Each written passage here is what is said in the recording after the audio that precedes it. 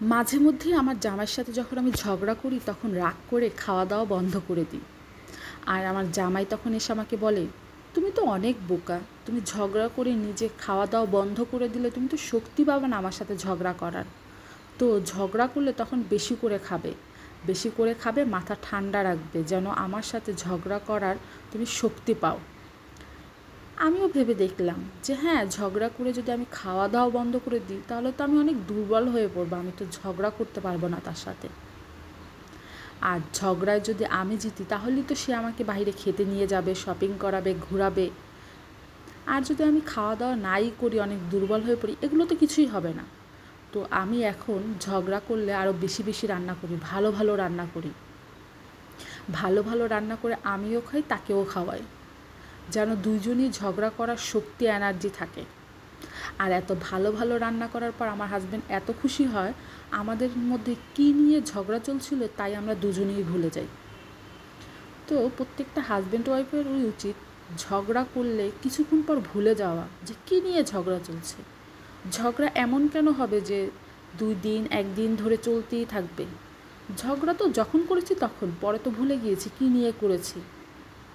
একটা বিষয় যদি ধরে বসে থাকি তো অন্য বিষয় নিয়ে ঝগড়া কখন করব?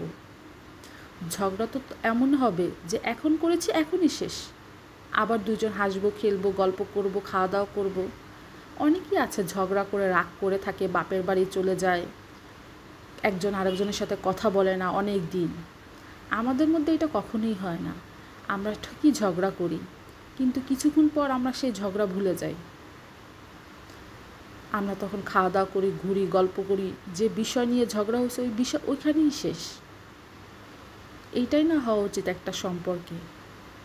আপনি যদি ঝগড়াই করে ঝগড়াটা ধরে থাকেন, বউর সাথে সবসময় খারাপ ব্যবহার করেন, একটা ঝগড়া যদি 3-4 দিন তার উপরেও চলে যায়, তাহলে ওই সম্পর্কে কি ভালোবাসা থাকে? ওই সম্পর্ক তো ভালোবাসা না। ওই সম্পর্ক টিকে আছে শুধু প্রয়োজনের জন্য। একটা সম্পর্ক টিকিয়ে রাখতে হবে একজন আরেকজনকে বিশ্বাস করে, ভালোবেসে, একজন আরেকজনের ভুলগুলো ক্ষমা করে। তাহলেই না সম্পর্কটা সুন্দরভাবে টিকে থাকবে, ভালোবাসাটাও টিকে থাকবে। তাহলে সংসারে আর কোনো সমস্যা হবে না। ছোটোখাটো ঝগড়া সবার সাথেই লেগে থাকে, সব পরিবারেই লেগে থাকে, তাই বলে সেটাকে ধরে রাখা যাবে না। কারণ এগুলো যদি বাচ্চা থাকে তাদের উপরে খুব খারাপ প্রভাব ফেলে। ওই বাচ্চাদের জীবন নষ্ট হয়ে যায়, ওই বাচ্চাদের মানসিক চাপ পড়ে। তাই হাজব্যান্ড ওয়াইফের ঝগড়া ভালোবাসা থাকবে সব সময়, কিন্তু ঝগড়াটা থাকবে ক্ষণিকের জন্য।